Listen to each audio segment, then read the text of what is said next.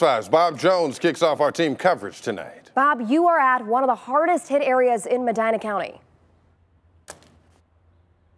Well, Frank and Homa, everyone I talked to today said this twister was intense and it went in and out very quickly. Here's what a lot of people are dealing with in the city of Medina today. Big branches like this one are down all over the city. Crews have been out in force trying to restore power, but they still have outages to about 2,500 people in Medina.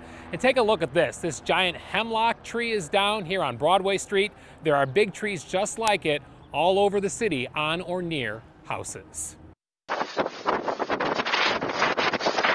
From home surveillance video in Brunswick Hills, you can hear the wind whipping, lightning flashing all over the sky. This picture appears to show a dark funnel cloud dropping near a Medina neighborhood. It was so intense.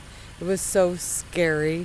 I honestly didn't even know what was happening. The National Weather Service confirms an EF-1 tornado touched down late Tuesday night in Medina County, knocking down power lines and toppling trees onto homes throughout several neighborhoods. At Jordan Crookshank's home, a bunch of twisted and splintered wood, branches on his roof. I was in the middle of sleeping.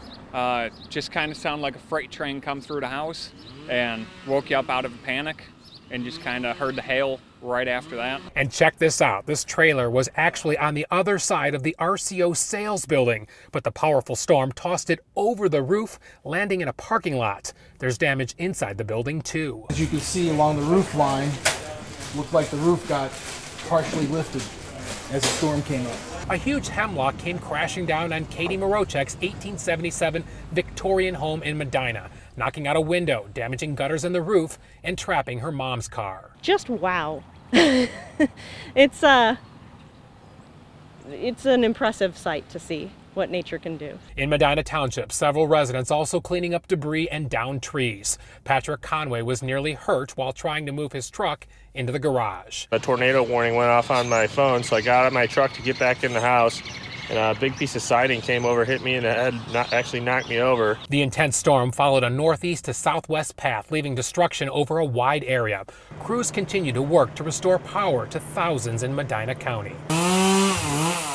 In the meantime, residents already wary over the pandemic are finding ways to help each other through the cleanup. After a nasty night, they won't soon forget. There was nothing you could do.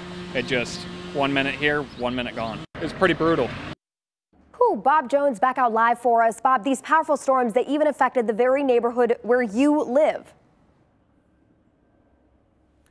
Well, that's right. We live in Medina County. We heard the sirens. We rushed down to the basement. We turned on the TV to watch Mark Johnson, and for about 10 seconds, the wind was very intense.